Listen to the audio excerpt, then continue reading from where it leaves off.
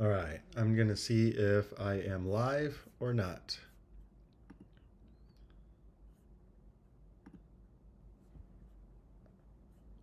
Here we go. I'm gonna make sure everything is in good order here. Sorry guys, I'm a little bit behind. It is 5:22 a.m. and not 5:15 a.m. like I said. But it's gonna be a fun one today. It's gonna be a fun one. Let me go and post this. Well, first actually I'm gonna finish up my uh, little presentation I'm making about the HLC, and then I'll go and share this to my socials so that everybody can pile in. And then I'll give you an HLC recap. After that, I'm hoping to play a round with Brett from UK Versus. And then after that, we'll just see where it goes, how much time we have left, and what's happening. Let's see. But first, I'm going to finish up my little recap here. I like things to be overly dramatic, so I'm going with this shipwreck theme to describe what happened. All right. Okay. But I wanted to add in, let's see, after I lose here.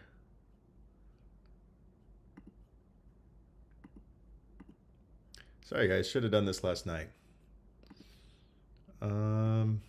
Let me see. I need some like Titanic, strikes, iceberg type thing to show the beginning of the end.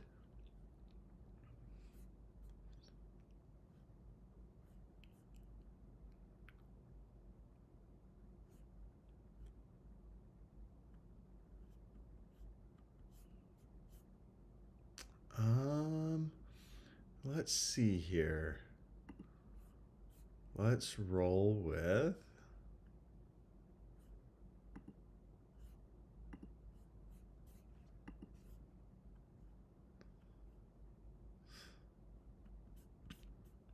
okay. Titanic just struck iceberg.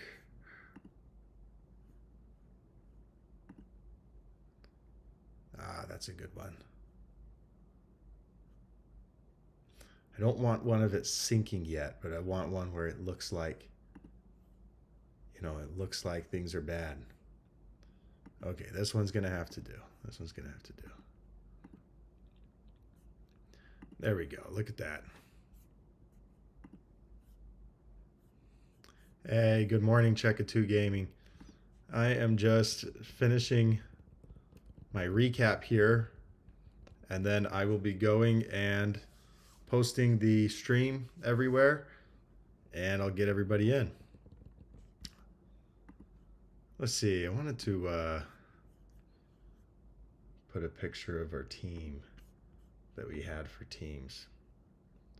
Let me go grab that.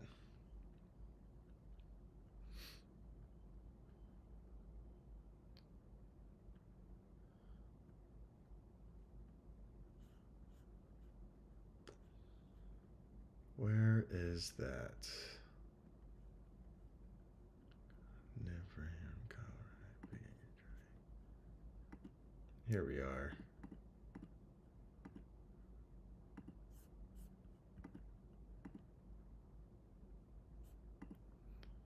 Look at us.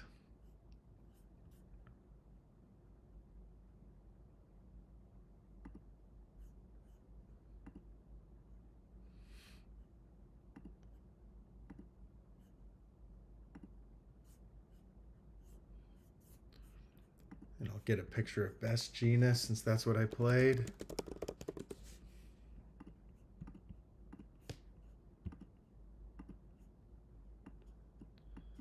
Here, let's move him over here. Us over here.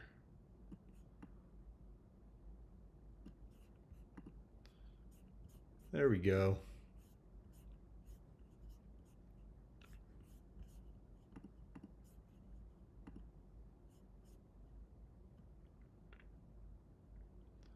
All right, that is probably as ready as I'll ever be. Let's come up here. I'm going to go post this link to the stream everywhere. And then let's get a move on.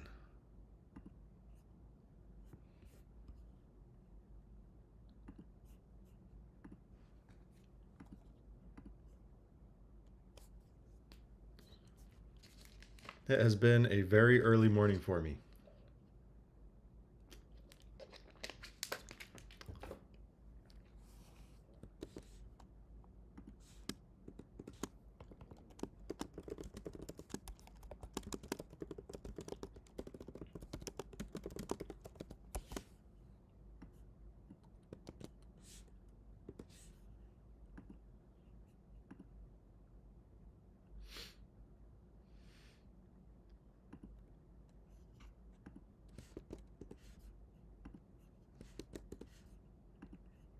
Posting it in all the discords that I'm a part of.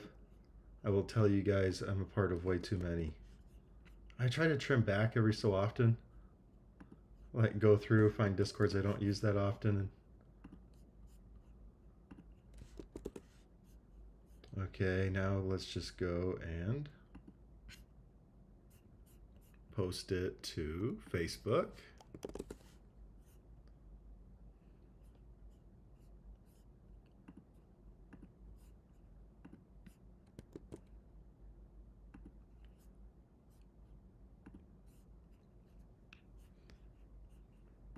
That should be perfect.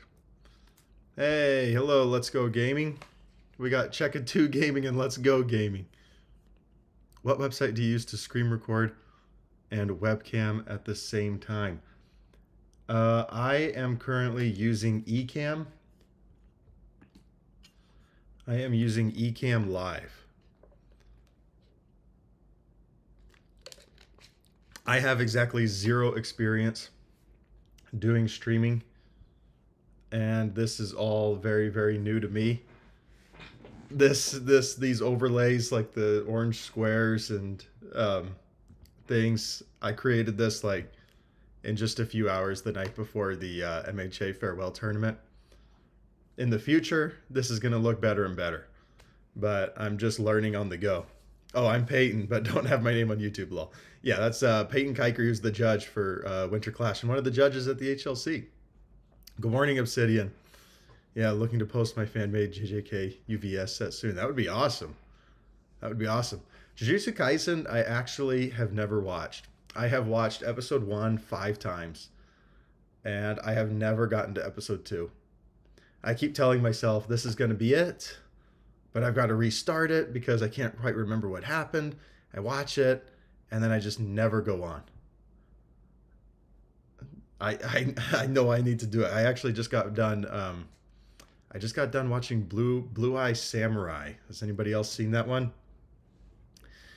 That was a good one. It was good, but it should have been a lot better. I didn't like any of the characters, especially the main character. Way too broody and sulky for me. It was kind of like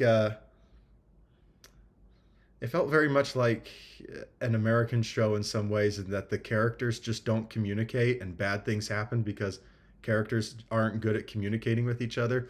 I never like to see the plot move forward because people are bad at communicating.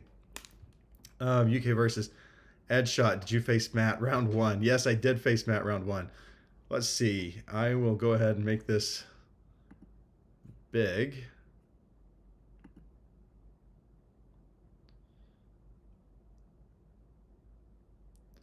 Let's see how this looks. I think swap displays. There we go. I'm going to make sure it looks right. I'm on like a 1-minute stream delay, so I'm going to go and make sure it looks right on your end before I get started. But we have 6 of us watching right now. It's pretty good. So early in the morning. We're going to start it off on a sad note with tragedy at the HLC. Maybe this is a little dramatic, but that makes it more fun. You'd be broody and grumpy if you had lived his life. Yeah, maybe maybe a little bit. I'm broody and grumpy because of how I got destroyed at the HLC.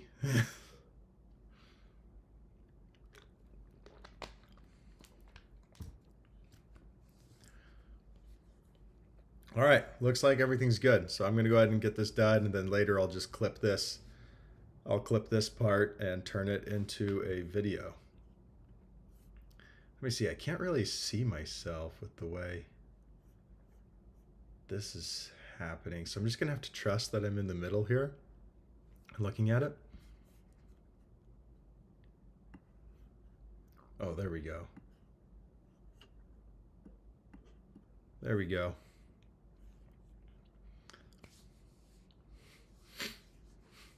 All right, the HLC. I had an amazing time. We went to Disney World the week before. I met a lot of really cool people. But in the end, the way that I went out at the Hero League Championship playing Hawks was about as sad of a way as I can possibly think. It was like the most heartbreaking finish ever. And I'll probably be thinking about it for a long time. So it's been a few weeks. I've been meaning to make this video. Let's get into it. Like I said, it's sad for me to think about, but to you guys, it's probably going to be hilarious. And it's going to be a good time. You know, it's something that we can all laugh about. And I think there's some good life lessons. Some good life lessons to be learned here today. Let's start off before my actual rounds, and I'll just recap everything that happened. We left for Disney World about a week and a half before the HLC as a family and had an incredible time at Disney World. And at Disney World, spending all day basically with the family, and then at night sometimes the family would go to bed right away because it was super tiring, and I would stay up and get a game in of Univesus. And 5 days before the HLC, I was playing with my teammate TC, who got second with Nomu at the Webcam Regional Season 2 of last year. And after playing, we discussed how to make cuts to my Hawks list. And we ended up cutting from 70 cards to 61 cards. And it felt a lot better after the cuts. Once I finish with this presentation, I'll go and grab my Hawks list, I'll bring it in, and I'll show you the cuts I made and the 60 cards that I ended up using. But it felt a lot better. After that point, I didn't practice Hawks again until getting to the resort. I did play some Universes, but I was mainly playing Yu Yu Hakusho and testing with people, playing Kuwabara, and having a good time. But Disney World, all in all, my review was 10 out of 10. Kids loved it. Wife loved it. I liked it. Would never go back again. It was way too expensive. Entirely too expensive. Okay, but the rides were incredible. If I had to say my favorite ride, it would be Avatar Flight of Passage. They actually make you feel like you're riding one of those. What do they call them? They call them. I can't remember what it is, but those giant flying things on Avatar, it actually makes you feel like it. Like when you fly down a cliff, you feel like you're flying down the cliff in the simulation. When you like hit the water, it sprays your face a little bit. And so it feels like you just hit the water. Some of the rides there were crazy immersive. Like the Star Wars ride, not the Millennium Falcon one, but the other Star Wars ride was incredible. I rode it with my 6-year-old son. I did a ride swap, and then he rode it with my wife. And my 6-year-old looks at me. He's like, "Is this real?" He thought for sure we were in a spaceship. Like there was a chance this was actually real, because they even had the Disney workers, like the being in the First Order. I think those are the bad guys. They were actually quite mean to you because they were mimicking being part of the First Order. Anyway, Disney World was a great time, but I get to the resort and I get there really early the day before because I want to say hi to everybody before the last chance qualifier, and I want to get some practice games in. For practice games, I first played William Anderson on his Air Giro list, and I ended up winning that round 2-0. Even though on one of the games I didn't find my feathers for like 6 turns. It was crazy. Could not find them, couldn't find Feather Sword Slash to go and find my feathers. But ended up going 2-0. Air Giro is just a really nice matchup for Hawks. Some foreshadowing here. It's a really nice matchup for Hawks, but we'll get into why it ended up not being that. After that, I played Brandon with the Oceania group and his Endeavor 3. I went 2-0 in that practice round, and then I played Young Choi from the Oceania group as well. His Earth Overhaul. I won game 1, he won games 2 and 3.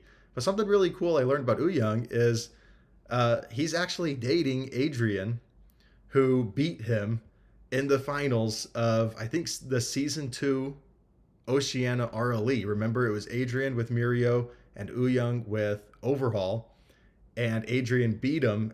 It was like a 3-hour long round, and went all the way down to where she only had, like, I think 5 cards in deck, almost decked out, but found the lethal attack string. But I didn't know that they were actually dating, and they were both there, and really, really cool. She was actually sitting right next to Young during our games and coaching him through plays. And for example, he played Seizing the Advantage into another attack, and he said, "I'll flip your," I can't remember what he said, but she pointed out, no, don't do that. Do the Can't Escape Me. Even though it's committed, it'll be, flipping Can't Escape Me will be a bigger game-winning choice than flipping whatever else he wanted to flip, which was correct. And she was sitting next to him. She's like, "Don't make these kind of mistakes tomorrow." Don't make these kind of mistakes tomorrow. Like, it was awesome. So when Young said in his final interview that she said, "Hey, when you go 0-2 drop, come join me at Disney World," she was much more really supportive than that. Although that's a pretty funny storyline that he's there playing at the HLC while his girlfriend's waiting on him at Disney World. So a good storyline, but she really was very supportive. It was a blast to test with him. He was hilarious. Really, really good sport. Just fun to be around.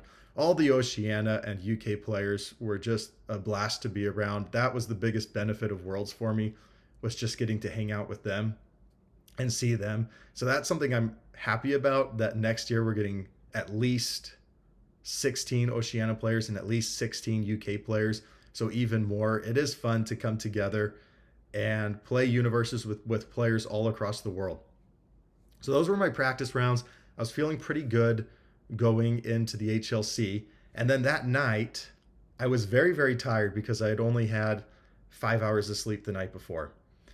And it was like 7:30. The bus was leaving for dinner for the HLC participants at 8. And then I knew we wouldn't get back until like 11. So in my mind, I knew I should just be getting to bed and skipping out on dinner. Because I had not gotten that much sleep the night before, which was my fault, I knew I should have gone to bed. But I didn't want to miss out on the HLC dinner. That's one of the main points of going to the HLC, is getting to spend time with everyone and get to know everyone. And this was like a once in a year opportunity. I didn't want to miss it. So I went to dinner at I'm going to butcher this name pronunciation, but it was Fogo de Chao. It was a Brazilian steakhouse, all you can eat, paid for by UVS Games for all the HLC participants. I sat next to Levi and Shane and Keenan and Ashley. Had a really, really great time. I loved my favorite part was this like cheese, and then they poured honey on it. But it was like made perfectly. It was just incredible. They came around asking for dessert, and I just want more of that cheese. Whatever that was, I just want more of that. Okay, I ate way too much. I ate way too much that night. Finally get back at like 11:30 p.m. I go to bed, and I had horrible nightmares that night. Just slept terribly. Woke up at like 4 a.m., had trouble getting back to bed, woke up again at like 5:30 and then decided, well, that's all right. I'll just stay up and go ahead and head to the lobby and start talking with everybody. So that was my everything leading up to the actual event. Did not get good sleep before. I could feel it. I was not making decisions as crisply. I was struggling to think through lines of play throughout my games. And that was on me for being a little less prepared for the event. But let's jump straight into it. Enough about that. My first matchup is Void Edgeshot with Matthew Fountain from the UK group. And Edgeshot is not a great matchup with Hawks. Edgeshot, for 3 reasons. Edgeshot gives speed and damage incongruence with each other. Hawks likes it when either you're giving speed or you're giving damage, but not both, because he can swap it and he can make it work. Edgeshot uses a lot of flash attacks, which Hawks needs the enhanced step to decrease the speed, use his feathers, use the speed control in his stage. Doesn't like going against flash attacks that get 3-3, 4-4, 5-5. And like a Gently Theft that's an 8 mid 12. Very, very scary for Hawks. 7-hander, so Edgeshot can be pretty aggressive early before Hawks gets the opportunity to truly establish a defensive stage and take control of the game. And all of Edgeshot's moves and all of the Lurker's moves are high, which is a blessing and a curse. It's a blessing because I know the block zones to hold. I'll hold my high blocks. You know, I'll hold 2 or 3 high blocks. I'll keep some feathers. I'll pass into your turn. I'll feel comfortable. It's a curse because I need to draw the high blocks. And Feather Sword Slash is a 1 high block, but I'm going to play it every time to grab a feather. And my Hawks list, my high blocks was actually my weak area. So I had to draw the high blocks. And if you don't draw the high blocks and you don't have tape on stage, I was really relying on tape in this matchup, then it can be difficult. That's not to say it can't be overcome. In my testing leading up to the HLC, this was a pretty 50-50 matchup. It was scary, it's not comfortable, but it can be done. Game 1, I can't remember any of the details, but I won. So I'm feeling good. I'm thinking to myself, okay, I just have to win one more game and I'm moving on in the winner's bracket. Game 2 takes us like an hour and a half to play. And I also can't remember a lot of the details, although there was a point in game 2 where he committed out on an attack string into me that failed. And I'm thinking as Hawks, if I draw any gas whatsoever, I win this game. This is it. You know, I'm winning game 2. I'm going on to the next round. I draw my hand, 6 foundations. Pull back my feathers. I can't deal 15 damage with 2 feathers. That was where it was at. So just a terrible draw. Had to build out. And then we both restabilized. The game went a long time. There was a point at the game where a few turns later where I mismathed out a reciprocal burst. We had so many foundations. I was trying to keep track of everything. Like, okay, I need to get the spooky down. I need to get rid of, I need to use electric jolt to get rid of this, and my engine trouble in my hand to get rid of this. I need to give it speed at this time and get him to use his barrier shield, because I always assume he has barrier shield in his hand because he's on void. Sure enough, the barrier shield came out, and I said, okay, I think I can still get the speed up to where I need it to be. And I mismathed it out. And as soon as I realized it, I backed off the reciprocal burst, but at that time I had put myself in a bad situation. And then he drew all gray. So it kind of evened out. You know, I drew all gray when I needed to win, and he drew all gray when he needed to win. The game ends up going for like an hour and a half. In the end, though, he took it and I lost. So we're going into game 3. Game 3, though, I'm on the draw. I get to go first. So that feels a lot more comfortable. And he sideboards into Mount Lady 2. To me, this was a huge mistake. In my testing against Mount Lady 2, I have never dropped around as Hawks. it it feels like an incredible matchup. The unblockable thing just doesn't matter because Hawks can swap it. It's just damage. There's no speed and damage incongruence with each other like Edge Shot. Six-hander instead of a seven-hander. So there's more trouble with Mount Lady stringing early, whereas Edge Shot can really go off on turn 2, turn 3. So I have a little more time to establish my stage. Mount Lady just feels like a very, very good matchup. So he sideboards into Mount Lady. I'm going first. I feel really, really good. I can't remember anything about this game except for the final turn, though. Let's just say the game went long. I think our total round was like 2.5 hours, maybe even 3 hours. It was a long, long game. I know my round 2 opponent was waiting on me for a long time. Sorry, William Anderson, because he was my round 2. But on the final turn of the game, I have like 2 high blocks in hand and 2 feathers. So I'm going to block 2 things. I'm going to swap something. I'm at like 24 health. I feel good. I can face tank 2 attacks, swap 1 more, block 2 things. That's 5 attacks. I feel good. Turn starts off with like Titan Cliff, Canyon Cannon, Canyon Cannon. If I remember right, it might have been triple Canyon Cannon. I might be thinking of game 2, but there was definitely one of the turns where there was triple Canyon Cannon in a row. And on his 4th attack, I feel really, really good. Let's see, was it his 4th attack or 5th attack? He had checked a little poorly on his early attacks. I think he had checked a 2 at one point. And so even though he had like 15 foundations at that stage in the game, quite a few of them were committed. I was still sitting on at least 1 or 2 feathers and a high block and a pretty good stage to get 1 more block. So I thought, okay, I can take 1 to the face. I can swap 1. I can block 1. He's not going to be able to have the foundations to pass that last attack needed at that point. He would need to play a 4th attack beyond that. And he had already played like 3 attacks, right? Well, in the end, what ended up happening is I had to check at least a 4 to commit out my foundations but keep Hawks up. And I checked a 3 on my block. And it was like a 15 damage move. So choosing not to pass it wasn't really an option. And I had to commit Hawks down. I had to commit Hawks for the block. If I checked a 5 on the block, I keep Hawks up. I am completely safe. I'm going to win on the backswing. If I draw any gas whatsoever, I win on the backswing because of how much he had committed for this.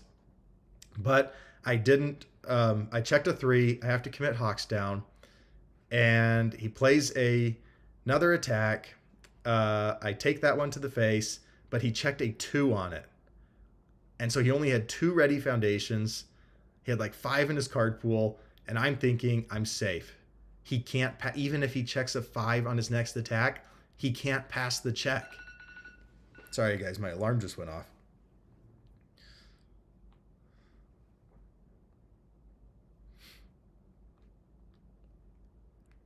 So even if he checks a 5 on his next check, he can't pass it. And I'm going to win this game. I'm going to walk away a round 1 winner. And then disaster happens. He plays it. And I'm like, why are you playing it? There's no way you can pass that check. This is my brain with only 5 hours of sleep or 4 hours of sleep. Like, there's no way this is going to work. And then he goes, well, I might as well try it because I'm going to lose if I pass. And he raw checks a 6. And because he checked a 6, he commits his 2 foundations, commits his character. He passes it. I lose. That is game 3. And things are off to a rocky start. I am in the loser's bracket, and it felt really terrible because if he doesn't check a 6, I win. If I didn't check a 3 on my block, I probably win. In game 2, if I drew any gas, I win on his when he had committed out. If I had drawn any gas, I win. So there were like 3 key points where if something just goes a little differently, I win that round. It felt like I had no business losing that round. He did check a 2, like I said, on that last attack string. So he was due to check a 6. To me, that it just felt like, okay, well, sometimes that happens. Sometimes you check a 3 on your block, they check a 6 to play the attack, and that's cards. That's what I said going into it. Like, do I feel comfortable about my deck? I feel really, really comfortable. But in the end, it's cards, and sometimes you just get some bad luck. But all in all, he played really well. Can't really blame it on bad luck. I'm sure if I went and looked at my defense that turn, I'm sure there was something I did wrong where if I had done it correctly, checking the 3 wouldn't have mattered, and I would have been able to keep Hawks up. So I'm positive that it was my fault in the end that I lost. Okay, so that was round 1. I always feel bad when the checks turn against you. Yeah, that was round 1. I felt like I should have won, but also Matthew played really well, and I wasn't really too hurt about it because I also felt like, for the most part, I had played well.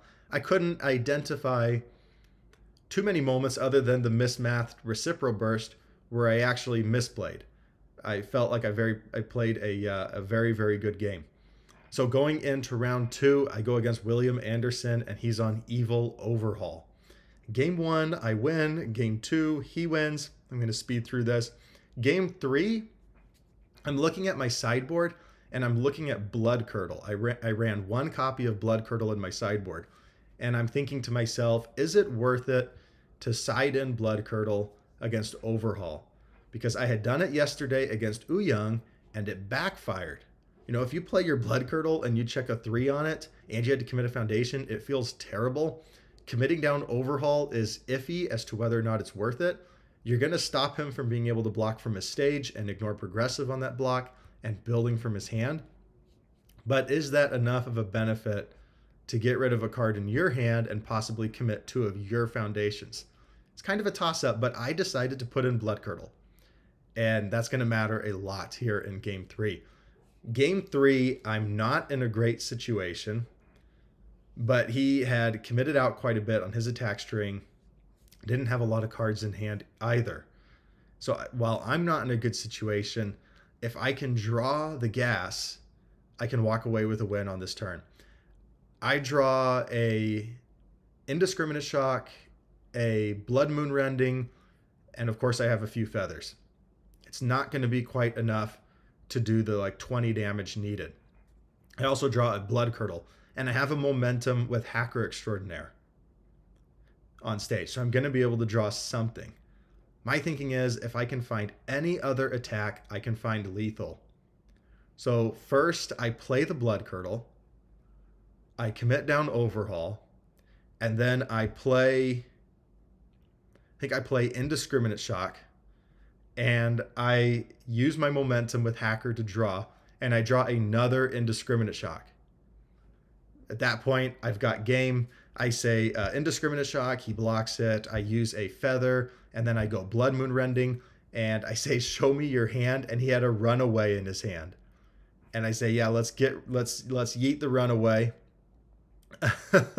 And I notice he has no high blocks.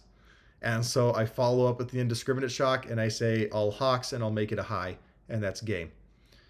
That felt really, really nice. So I win round 2. And I win round 2 because I go Blood Curdle into a Blood Moon Rending. I take down Overhaul so he can't block from his stage. I take out the Runaway from his hand, and I win on an Indiscriminate Shock that I swap to make a high. That was the most satisfying part of the HLC for me, was that game and how it went. I will acknowledge I got really lucky to draw the second Indiscriminate off of the Hacker Extraordinaire, but you play to your outs. You know, it felt worth it to play an attack, and if I draw an attack, I've got lethal. If I don't draw an attack, I'm not so committed to this string that I can't back up and play some defense. Round 2, I'm winning. I feel good. Lost round 1, you know, dude, that 6 check at the end. But round 2, I'm back in it. I'm feeling good. My next round is Liam Chawner, and he's on Air Giro. This is perfect. I love this matchup for Hawks. I feel like I win this matchup a good 75-80% of the time. It's exactly what I want to see. If you had told me going into the HLC that the meta was going to be Overhaul and Giro, I would tell you I'm going to win. Those are the matchups I want. It's like the Shoto 4, the edge shots, The Shigaraki 3, those are the characters I was worried about. Jiro and Overhaul, neither, like, Overhaul's not really adding speed. Um, Jiro doesn't really plays fraudulent defense, and then I can always just swap the big dunk at the end. Um, the double jabs are incredibly easy to block. I don't care that she's drawing. I just in my testing felt like this is going to be pretty much a slam dunk. So, and if I win this match, if I win this round, I'm in top 16. I just got to win this round, and I'm telling you guys, game one I dominated. I can't remember. I can't remember too much of the specifics, but I felt in total control the entire game. Everything went smoothly. Going into game two, I sided in my one copy of Eye of the Tiger or Eyes of the Tiger, which says I can remove it and say their checks can't be modified, which really helps against double jab pummel. And actually built that comes into play here because I misplayed. I built it my turn one. So he built 3 foundations going first. And on turn 2, he plays an attack. I block it. I block it with Vile Seizing. I'm trying to sorry guys, it's been a few weeks. I'm trying to recall exactly what happened, but I block his first attack with Vile Seizing.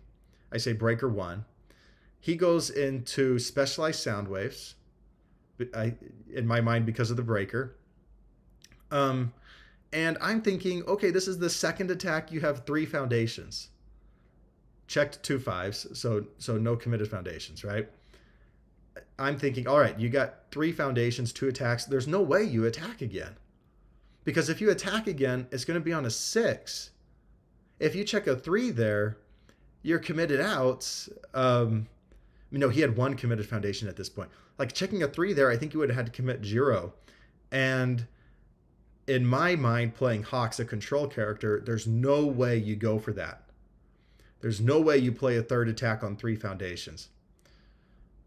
But I wasn't thinking like an aggro player. And that's a shame because I was just playing for Nationals aggro Mirio.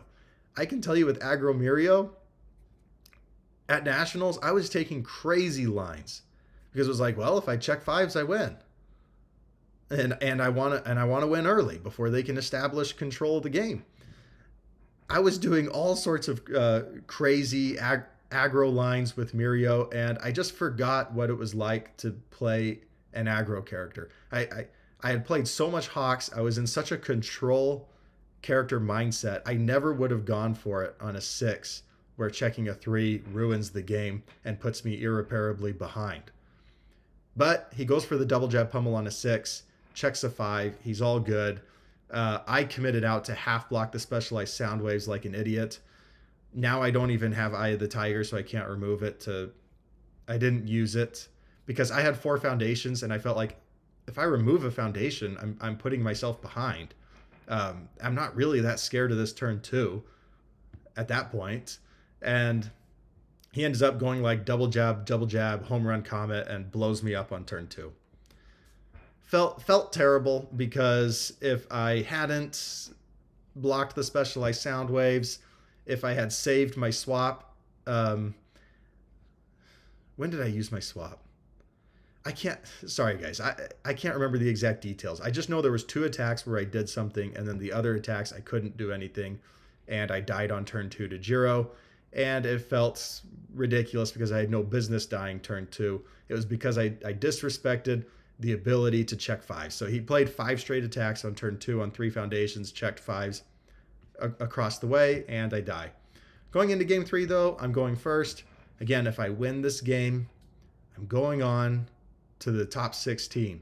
And the top 16 was really what mattered when it came to the prizing, because at top 16 you get your custom chrome that has your placement, that Dobby 3 chrome, and that's where the real money was here, right? We weren't getting money. We got our trip paid for just being in the HLC, but the money card, the like $500,000 card, you got to get at least top 16. So game 3, I feel good about this matchup. I'm going first. Everything's going pretty well. He's on like 5 foundations. I've built to like 10. I've got cards in hand to play some solid defense. And I'll just cut to the end because I can't remember exactly what happened in the string, but he plays 6 straight attacks on turn 3, checks all fives. He's got 3, maybe it's 7 attacks. I think it was 6 attacks, checks all fives.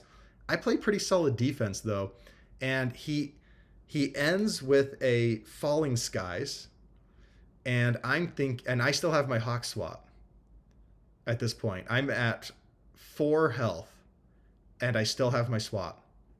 And he plays the Falling Skies, and if he checks a 3, he just loses. He's going to be completely committed out, no cards in hand, and I already had both of my feathers at that point in the game. Like, it's basically just a lose if he checks a 3. Well, he checks another 5. Again, checked all 5s on the string, passes the Falling Skies, and I think that's game. But I don't want to admit to myself that it's game yet. I have 1 card in hand, it's a feather, and I still have my swap. I'm at 4 health. He responds, makes it 11 damage for the 6 cards in the card pool, right? And so now it's 11. It's a 3 high 11. I'm thinking in my mind, okay, if I play my feather, I'll make it -1 speed. Then I'll swap it. He will give it the damage for cards in card pool. That will make it 5 damage. I'm at 4 health. 5 still kills me.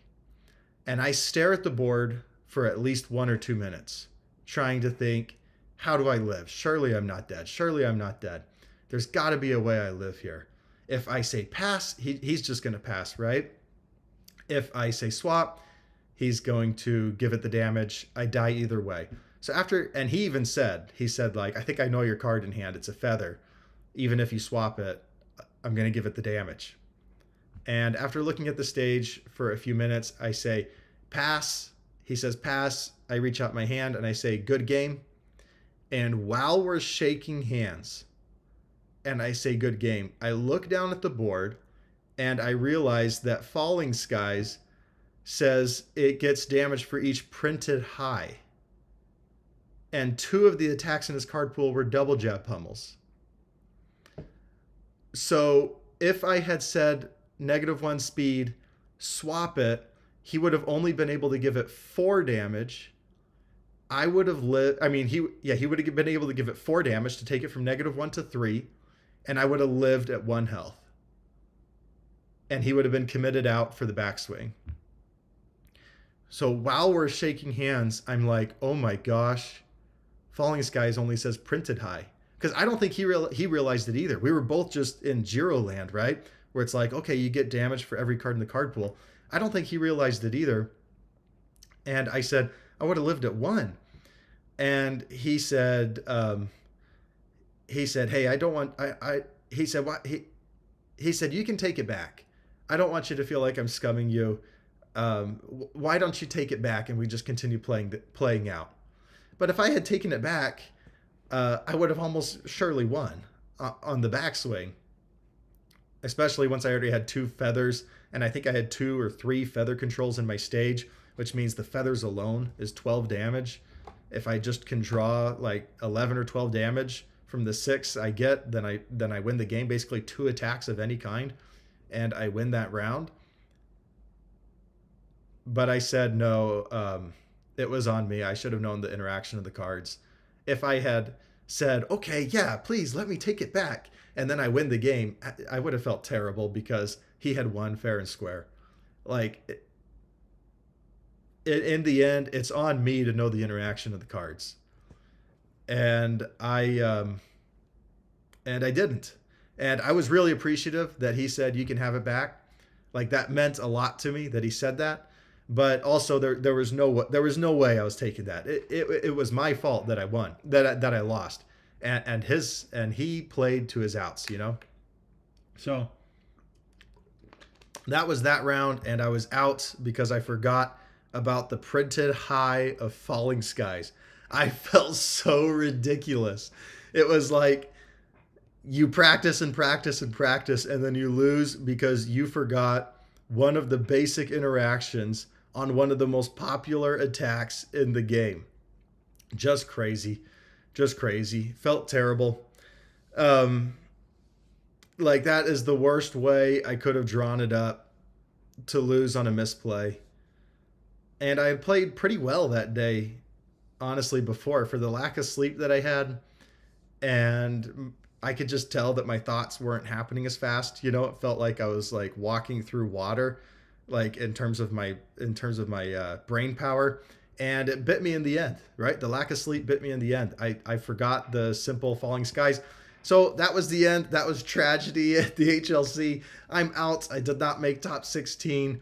I think Liam went on to make top 8. And by the way, Liam was a blast to play. We played again the next day in teams. Absolute blast to play. Nicest person in the world.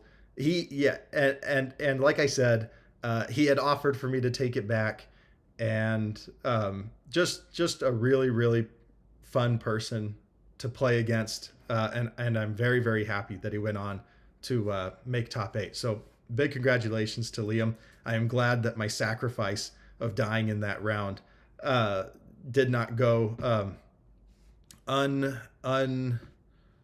unrewarded, and that he went on to make top 8. And I think top 8 got a custom Chrome Hawks, right? So got the custom Chrome Hawks. So life lessons to be learned there. Number 1, I didn't go through the motions of saying play the feather, swap it. Even though I was dead, if I had just gone through the motions, I wouldn't have died. But I chose not to go through the motions. I quit early.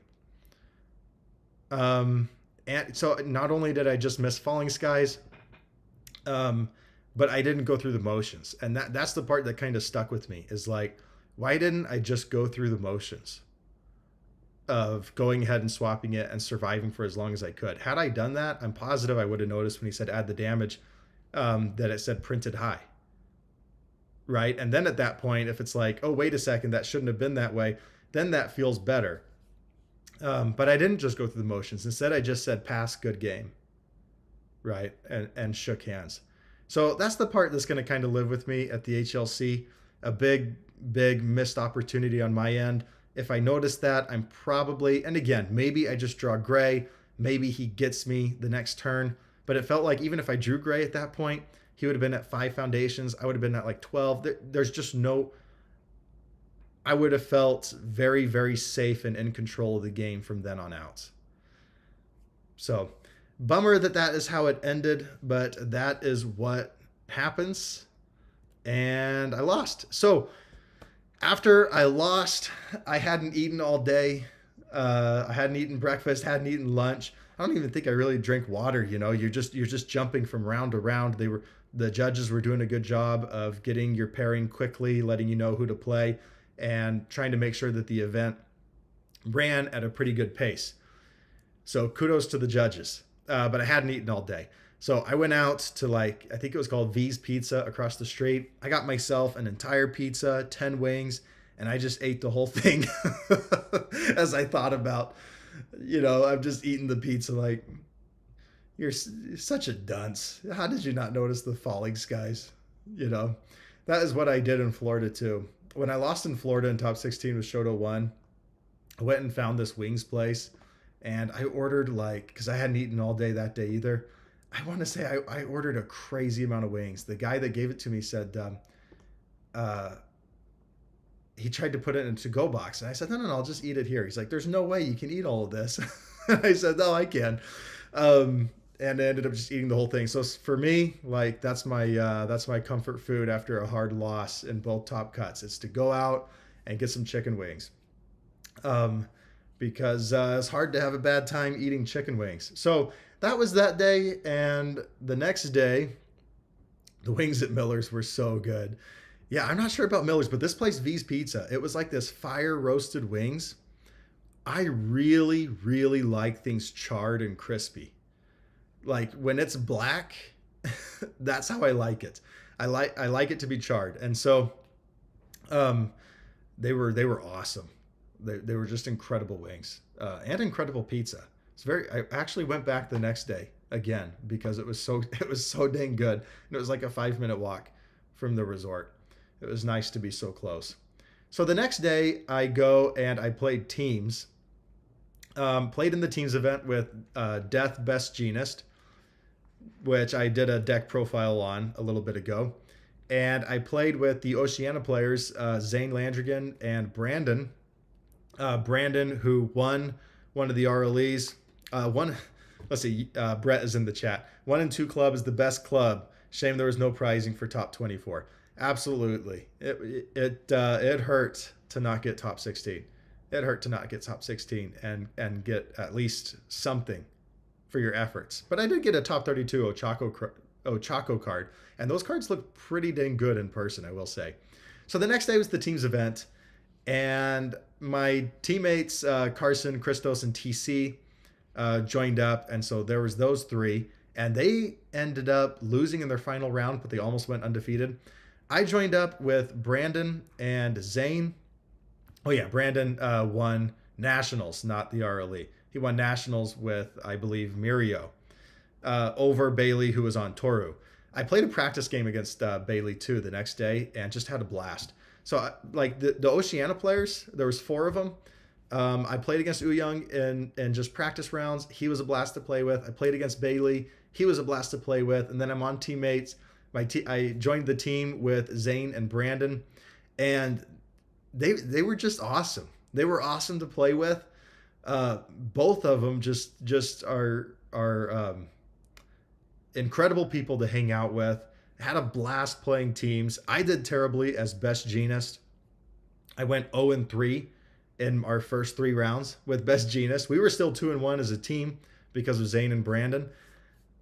Round 2, though, I should have won. So round 2 was the round our team lost. Was the only round our team lost. I think we went 3-1 in the event.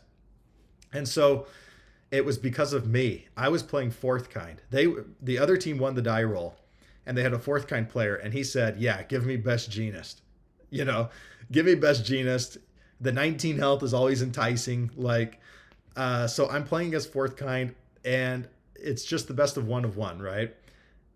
And I kind of dominated the early game. And then I went on this attack string, and I forgot that 4th kind had self-sacrifice on stage. And so I go for a final attack that I think gets to lethal by 1. And then he goes, I'll self-sack -1 damage. And I felt very, very stupid. So if I had passed back instead of playing that last attack, I'm in really good position to play defense. Like I can probably block 2 things, stuff the card pool. I can take at least 1 attack. I think I was at like full health or 17 health. I was at a pretty good health number. But I didn't. I really committed out for that last attack because I thought that it got to exactly lethal. Forgot about the self sack. It was that kind of weekend. I was like, I'm forgetting Falling Skies in the main event. I'm forgetting about self sack in the teams event. Like, gosh, I might be a bad Univesus player. You know, I need to check myself here a little bit and start thinking through things a little more. So we lost that round. If I had won my game, then our team would have been undefeated. But that's okay. In the last round, I did finally get a win with Best Genist. They went into deadlock. I was playing a spike, and they went into deadlock. And I drew 2 of that Best Genist deadlock card that says put 2 cards in their card pool from their discard pile. Stylish Threads, I think is what it's... Not Stylish Threads. Stylish Strike. Drew 2 of that. Had Brute Strength on board. So played those, clogged their card pool with like 4 cards. They checked a few 3s, and I went on this crazy attack string and did 29 damage in 1 turn. And Best Genist never does 29 damage in 1 turn. That felt really, really good. So I did finally get a win. I think our team went 3-1 in the end. Maybe we had a chance to go undefeated maybe I had a chance to go undefeated if I had noticed the self sack.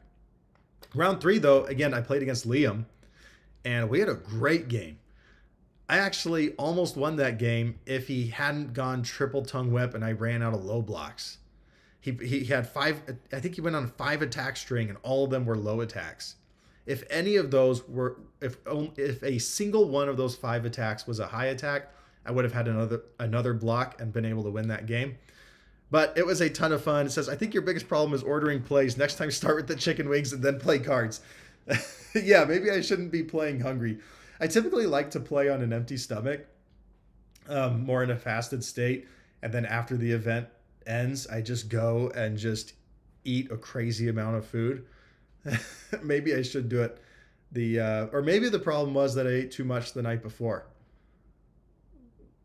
And I should have not eaten so much. Or am I buying chicken wings at 8 a.m.? Yeah. Well, that was the HLC. That was my experience. Had a great time. I was very, very happy that the finals was Nicholas and Young. Like I said, Young was just the nicest person to play with. And Nicholas, I had talked with him quite a bit in the lobby, and he was a blast to talk with. I haven't gotten to know him like others have gotten to know him, but from what I did get to know of him was he was really, really nice.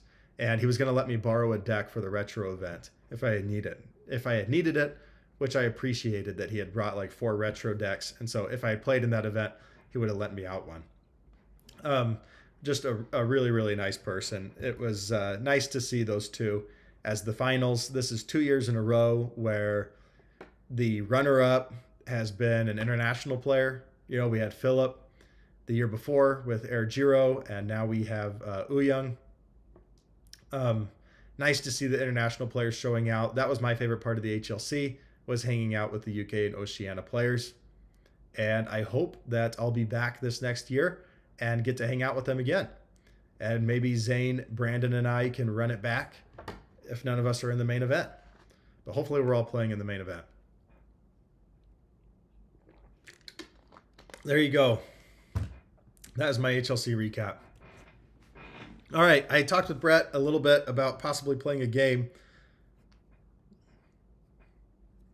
Brett, are you still good? Let me send you an invite to my Discord so that we can jump into a table.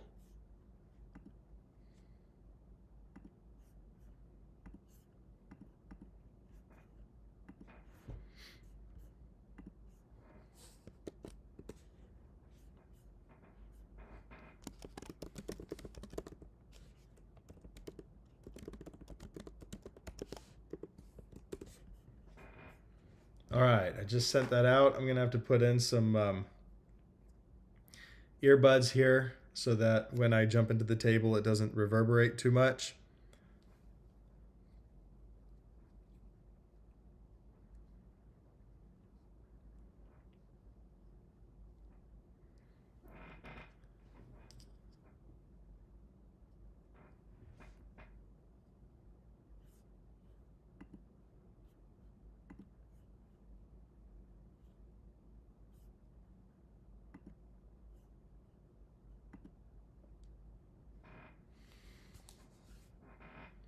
All right, guys, I just finished my Chelsea recap if you're just joining. And now I think I'm going to go play a game with Brett. Let me make sure that this is all good. Let me know if you guys can't hear me or Brett. I just want to make sure that all is good. Hey, can you hear me all right? Perfect. Can the chat hear Brett? Someone in chat, let me know. All right, let me go pick a deck. Is there anybody? Oh, yeah.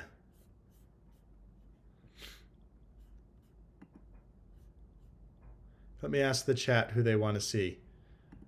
Do we want to play Wolfwood?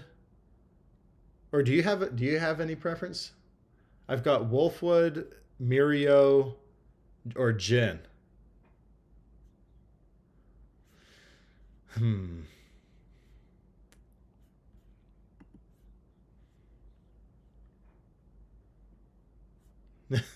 Oh, they say host is audible, Brett is not. Dang, because I have your voice going into my earbuds. right?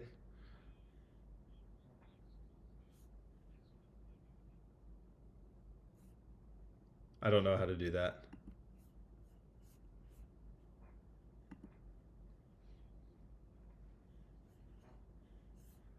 Yeah.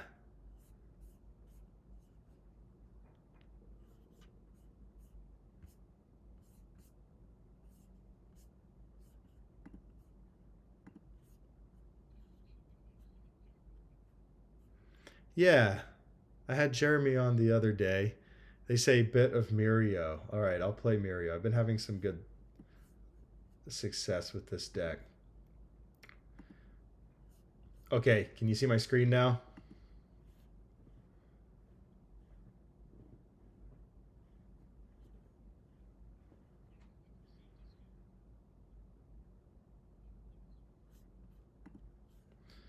Okay. Oh, I see what I need to do. I need to share the entire screen. There you go. Try it again.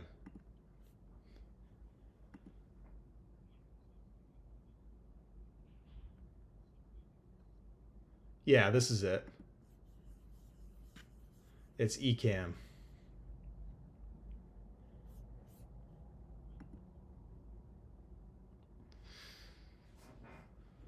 What do you do? I say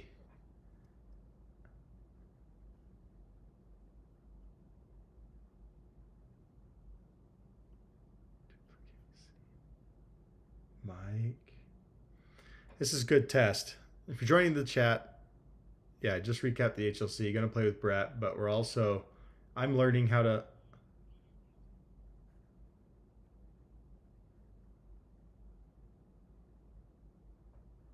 You think I should say power beats?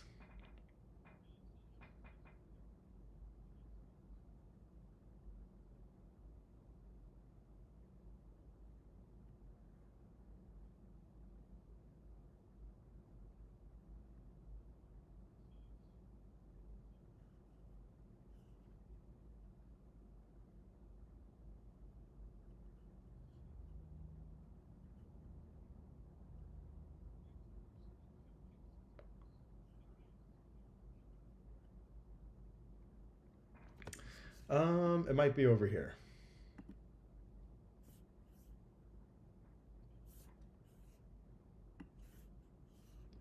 See that?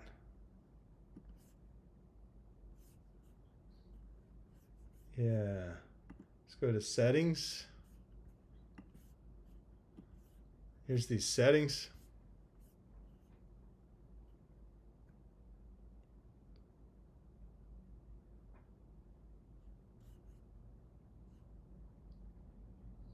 Oh, I can say speakers. Yeah. Well, it's there right now, but maybe I'll do MacBook Pro speakers.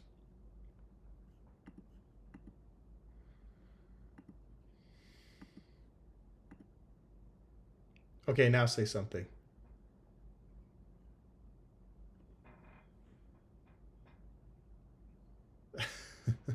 Hey, chat. I need someone watching right now. Can you guys hear Brett now? Or if you're watching the stream, can you hear yourself?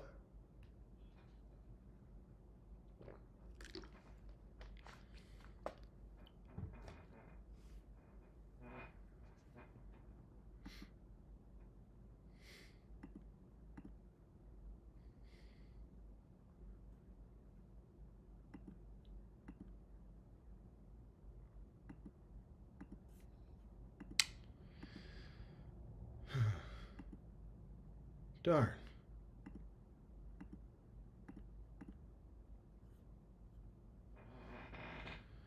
Mute. System output. Mute movie.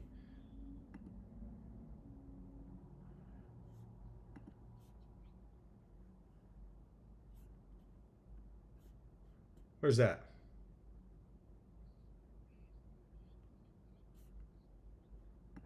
Yeah?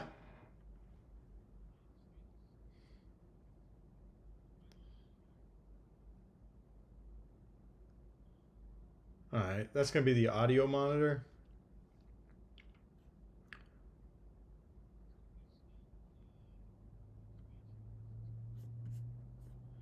Okay.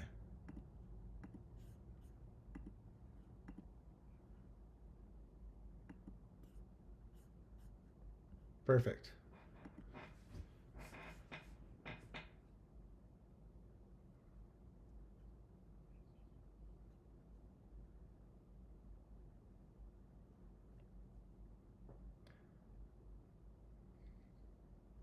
Maybe I will change.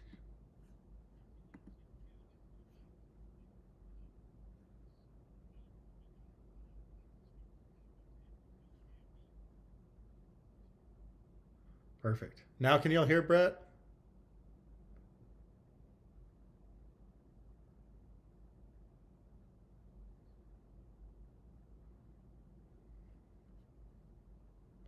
Hmm. Let's see.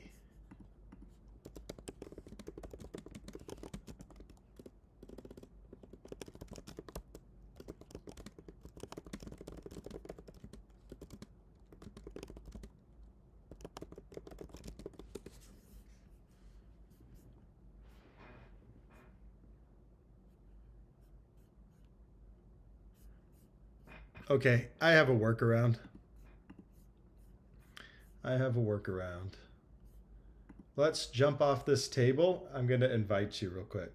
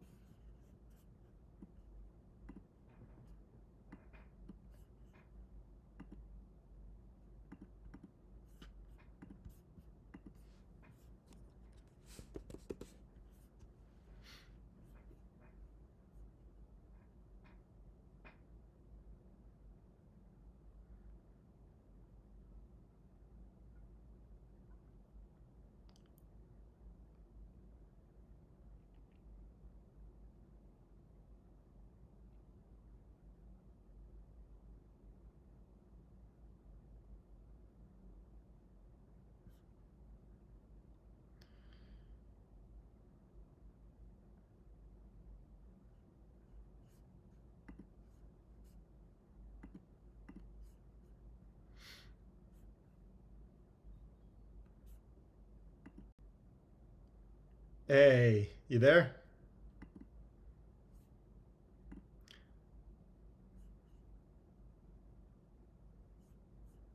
I think you're in.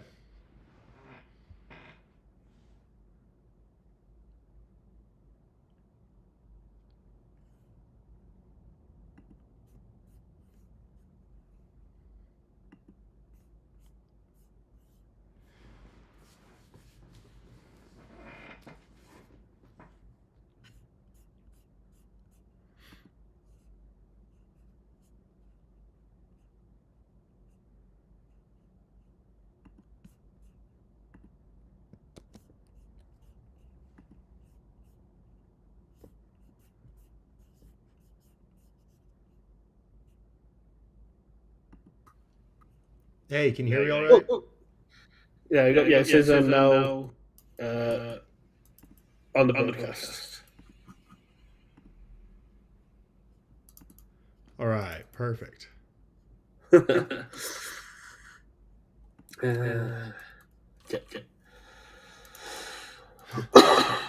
I just probably dive very quickly to Miriam, but it'll be fine. Hold on, I've got things going crazy on my side. Uh-oh. Like now we have double Brett. And I can hear. Turn the monitor off. Like when you're doing the audio output monitor, just turn that off and you'll be fine. Yeah. There we go. Now say something. Something? Is that better? I think so, but now it's coming in through my. Now it's he spent the momentum for echo. Yeah, now I need to fix my settings. I think. Remember how we changed my settings to be the MacBook Pro speakers? Now I'll say Power Beats. Now this should be perfect. Okay. So hopefully now we've lost the echo. All right. Yeah, we did. Sorry about that. I just realized the time too, and I only have 20 minutes or 30 minutes until I need to go wake my son up for school. but dude. we could get at least a Honestly, game you're in. fine. Given the deck I'm playing, you're fine. This is not a good deck. Okay, did you make the room? I did make it's UVS games password 123.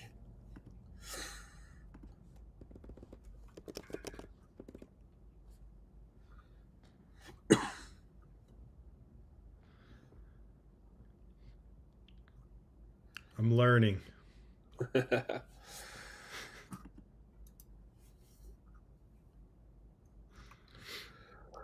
you sure it's UVS games? Maybe it's. Yeah, UVS Oh, here space it is. games. All right, what was the password again? 123.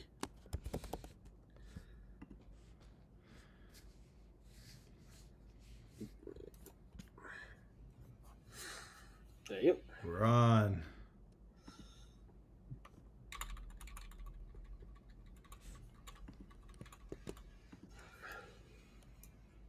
All right, this will be nice to give a run through because I gave a small deck profile on it last time. Technically, this deck is undefeated, but it's only played against Bakugo 4 and Bowie. Elder. Sorry, I unflipped your thing for you. How dare you touch my cards without permission? There's whole new rules on this. 7. 9. Let's go. Nice. Good start. I have not played Mirio against Elder, so this will be good. I just played my first Elder matchup on Tuesday. I can guarantee you they're not playing what I'm playing. Yeah, I was playing against Carson, and he was playing a 100-something card deck. Of course, Carson's playing a 100 or something card deck. Okay, deck, I don't get to play this game. I got a 2 foundation hand. I went to a 2 foundation hand. So I'm just going to die. I'm okay if you re-mulligan, honestly. I would, if you don't mind, I would appreciate Yeah, it. yeah. Because since we only have one game, let's have it. Let's have a. Okay, I don't know what my deck's doing, but now I've got a 3 foundation hand. What's your ratio? 20 to 20. So I don't know what's going on.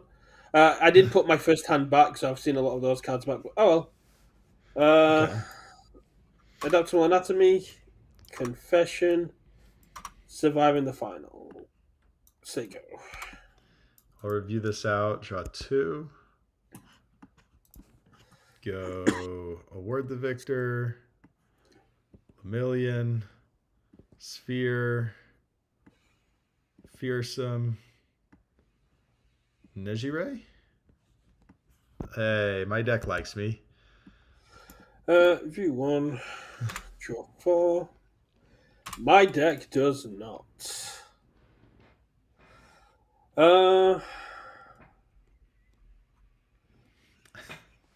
Discard Rando's Spirit Gun.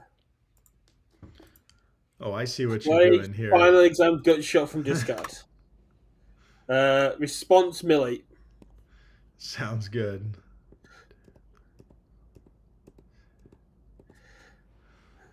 Flash 3 mid for 6. Yeah, 6 is good. Final exam shot on a 5. Checks Millate. All right. 1, 2, 3, 4, 5, 6, 7, 8. 3 mid for 6 flash. 6 is good.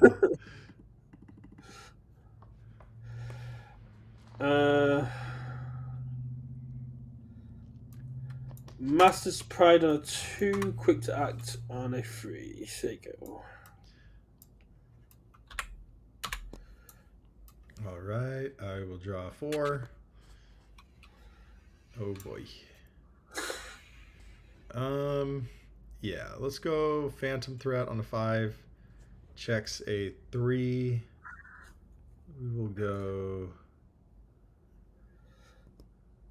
4, 5. Any response?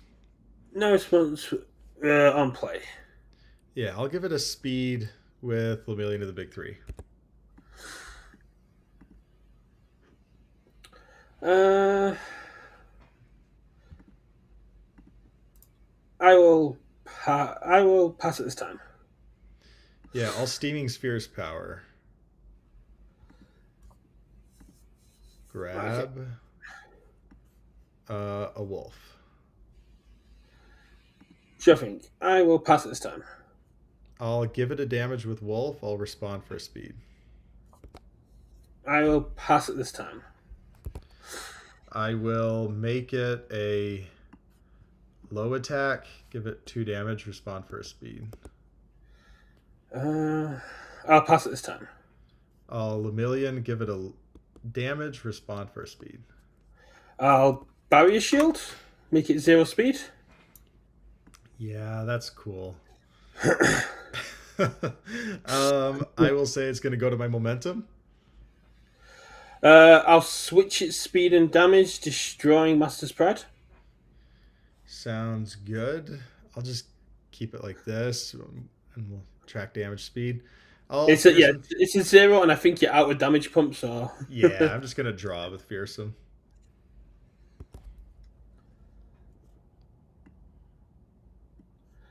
uh, I'll pass. I will pass. Uh, take 0. Take 0. It's pretty good. I will go. Dang, barrier shield and elder is gross. It says next card too, right? So your next block still works. Yep, my next block still gets Yeah, that's a good interaction. Jeez, what do I do here? I think I play like an aggro player. On a 5. Dang it. Check the 3. I'll say 4, 5. Any Let's response? go. No sponsor on play. I will give it a damage with the wolf. Respond for a speed. -1 speed with in the final. Sounds good. I'll make it a low. Give it 2 damage. Respond for a speed. I will pass. Let's.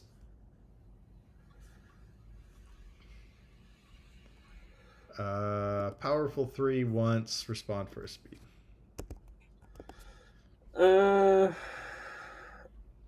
Pass. I will pass. 6 low, 11. Half block on an 8. 5, 6, 7, 8. Any responses on the block? No, no response. I'll take my 6. And then breaker 2. And then breaker 2, yeah. Breaker 2. So if I go on a 2, breaker 2, I guess I have to go this.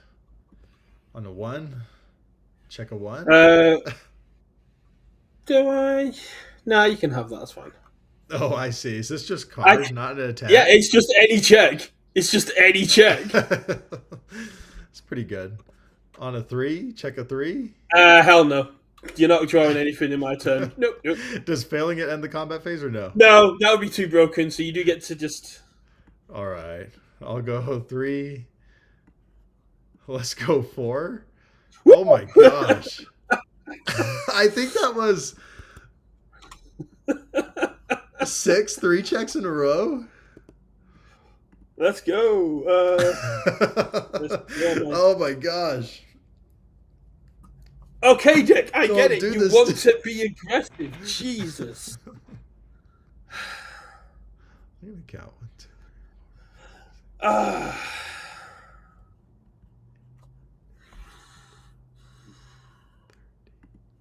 13, 14, 15. Yeah, I think I'm sitting at a 25% attack ratio. And I guess that's not too bad. That's not too bad. Could be worse. Let's discard Tetra Terror on my once per turn. To play Tetra Terror, comes in with 2 speed and -1 difficulty. Sounds good. Sure, you're not getting on my this turn. I would like to build out, but I don't get to do it.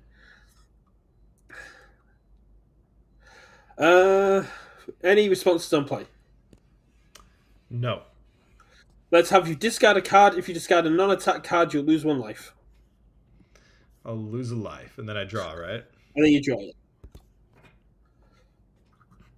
Right? Your enhance. Pass. Uh,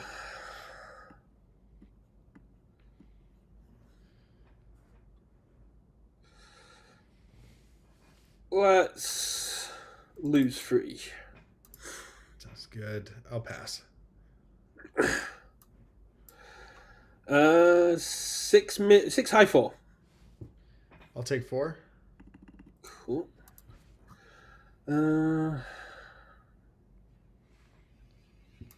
Let's go get a Defying Fate.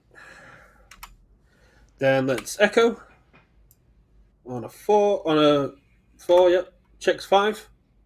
Comes with 2 speed. Sounds good. Any response on play? Nope. Probably should have kept quick to act up because I can actually get there, but it's fine.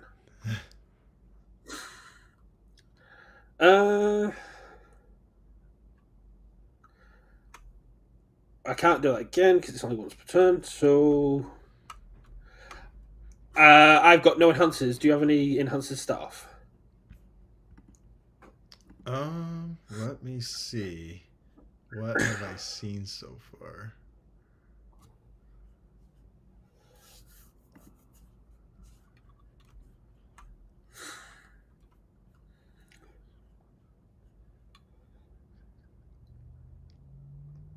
No.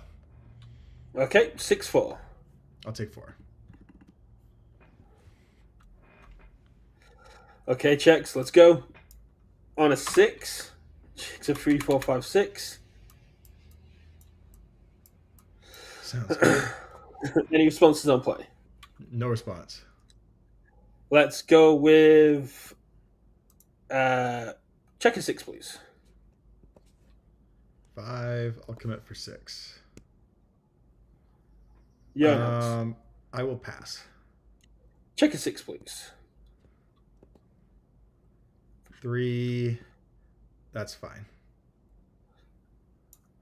Yep. Yeah, enhance.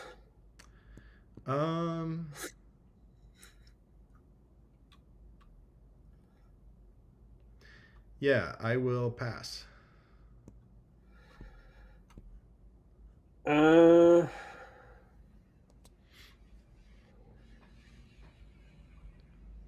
Six low for 5. Yeah, I'll take it.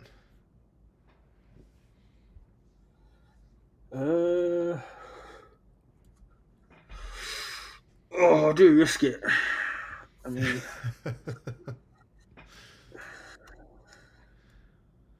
well, you got +1 to your check, right? But checking a 3 still, if you go on a 6, you'll check a 4. yeah. Then you Basically, pass I it. need to keep this up. Yeah. Sure. On a 6. Checks a 5. Ah, 6. I just dive away. Sure. Woo. Any response on play? No response.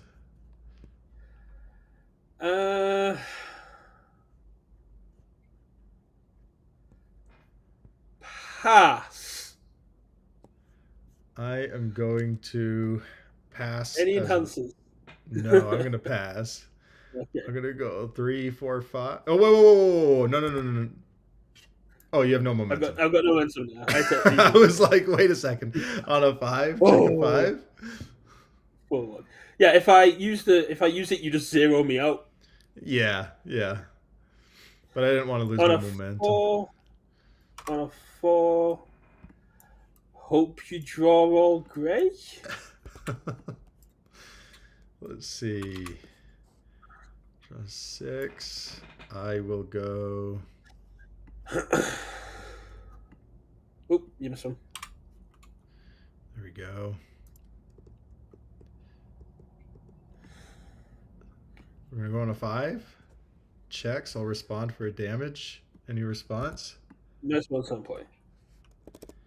I will say +1 speed with Lemillion. I will pass. I'll respond. I'll say +1 damage with the wolf. I'll pass. I'll respond. I will say let's make it a high attack, give it a speed. -2 speed. Sounds good. I'll give it a damage since it's a high attack. I'll pass because I have to. Yeah, I will Mirio make it a low for 2 damage. Yeah, that's game. I can't block it on a 7, even if I did. Yeah. Yeah, and I'm gonna EX. I'm gonna EX it for 6 speed. Yeah, basically, not being able to build, even going first, absolutely kill me. Yeah, My hand there was 6 attacks, 1 foundation. I want to keep playing because that felt like such a weird. It felt like a weird game on my end, a weird game on your end. I Like, mean, we've got 10 minutes. We have got 10 minutes if you want to jam a yeah, quick game too. I got 13. Yeah, I just got to go at 7. I don't mind playing on a time limit. It's fine. Yeah, we got to play fast play, right? Yeah. I need to add more texture terrors to this. It just does work. I'll go first this time. All right. Okay, hand. I guess we actually get to do some stuff.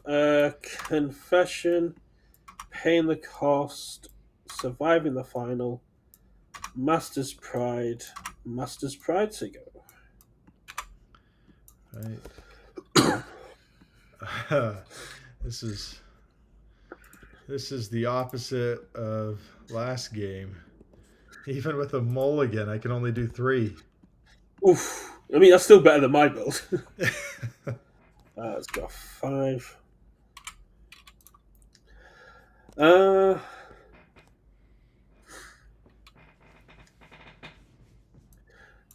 Vial on a 4. Checks a 2. Any response on play?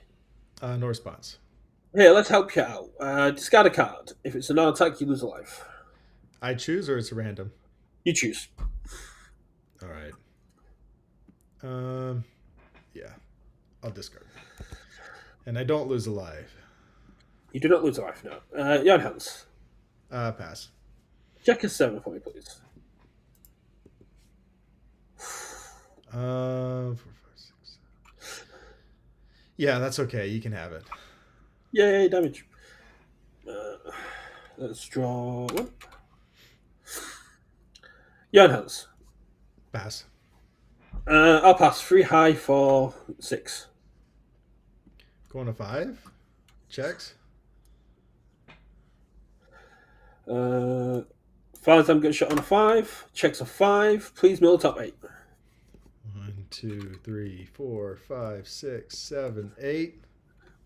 And then it's a 3 mid for 6 flash.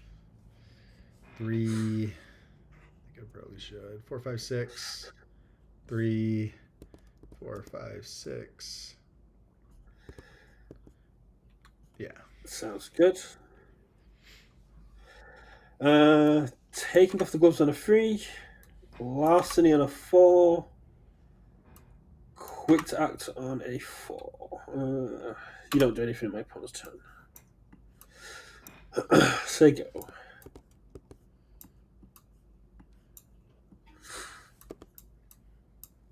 Oh, I should not have done. Oh my gosh. I should not have done that review.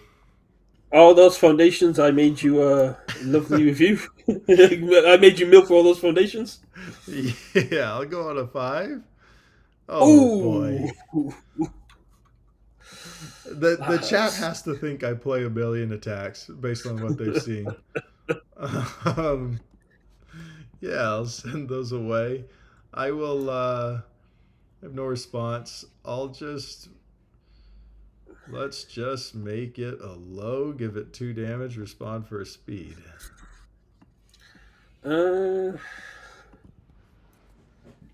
Barrier shield, 0 at the speed. Because I don't think you have damage pump anymore because Nedry is committed. Well, I can go grab Wolf and True. give it 1 speed, but that's not going to make a big difference. I'm in a bad situation. I will pass. I'll say it goes to my momentum. Shuffling. I'm gonna pass Yeah, 0 low 7. on a 3. Checks a 5. Break a 2. Sounds good. So I have to do this on a 2. Checks a 1. Check a 1. Oh, that hurts. You're at 3. So I have to do this. On a 5. Check a 4. Whoa. Don't do this to me. Don't do this to me. Do I have to? I think I just have to. Because I think I have to draw. Yeah. Any response? No spells on play. I'm gonna draw a card.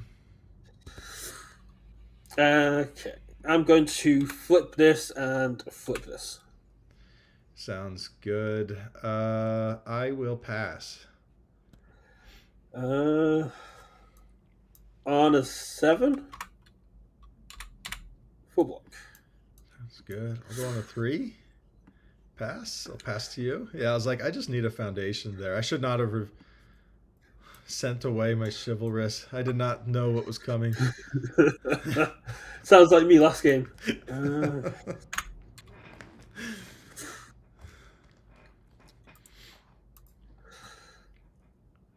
Okay.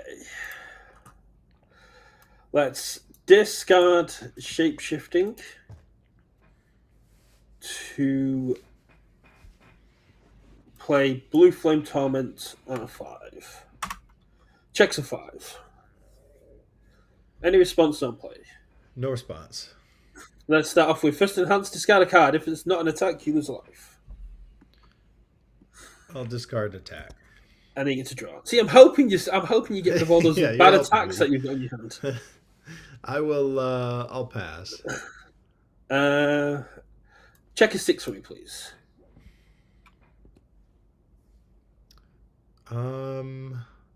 That's fine. You can have it. Okay. Check a 6. If you've not got anything, check a 6 for me, please. You can have it.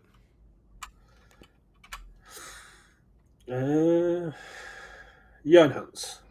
Pass. I'm going to switch speed and damage.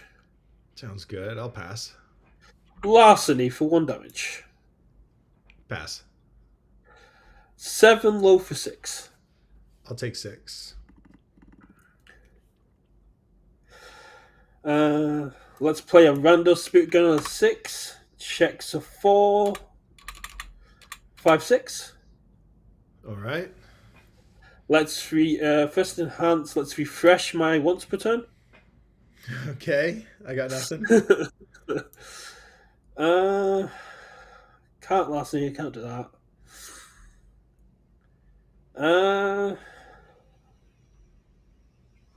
5 mid 5.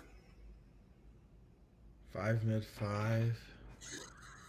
That's good. I'll take 5.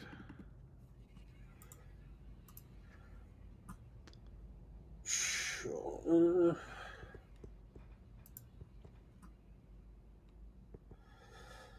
Ugh.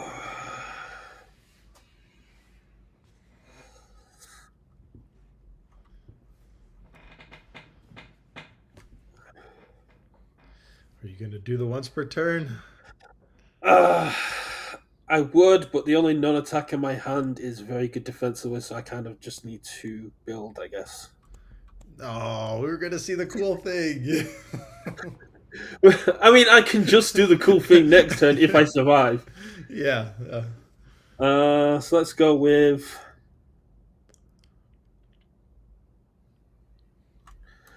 House of Cards on a 3. I'd be fine. I'll have quickness. And how confident am I can mess up? Sure. On a 5. There you go. Do I make the same mistake again? Review the foundation. Do it. I will, on response to adding momentum, flip and ready these two. Yeah, I got 4 minutes until I have to go. Let's go. Going up for school. What? We play this deck to do this. On a 5, check a 4, commit for that. Any response? No response, no play. Yeah, let's make it a low, give it 2 damage, respond for a speed. You have no means of drawing, correct? No. So let's give it -1 speed and respond to put your momentum on top of your deck. You are allowed to respond to that, you know. Yeah, but then I'm going to commit Incredible Display because I'm going to force Quirk activation, go grab. I'll go grab Wolf. Shuffling. Yours. I'll give it a damage with Wolf, respond for a speed. I'll pass. I will flip Unrivaled Combatant, make it a high, give it a speed. I will pass. I'll destroy with Neji-Ray-chan, give it a damage, respond for a speed. I'll pass. I will say it goes to my momentum. I will.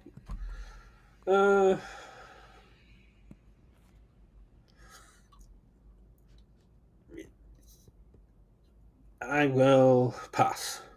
I'll pass. 7, 8, 9. Yeah, and it's a high. Boom, boom, boom, boom, boom, boom, boom, boom. I'll take 4. Or 5? Oh, 5, yeah. And then no response, don't block. All right.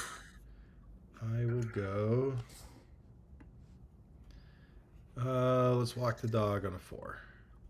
Check a 3. Any response? Yeah, let's not let you do that. So it says -2. 2. Right? It's a 1.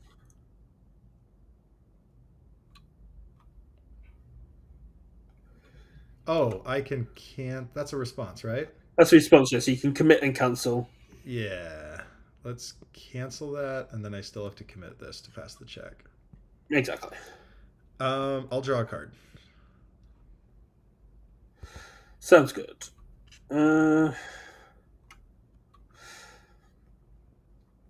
I will pass. I'll say stun 1. Sure. I will pass. Give it a damage. I will.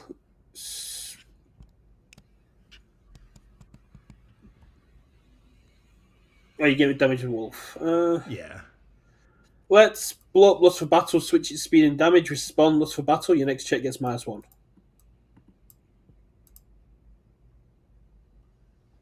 Right. Let's blow this up for +1 damage. I will pass. Pass. I'll go to 8. My next check gets -1.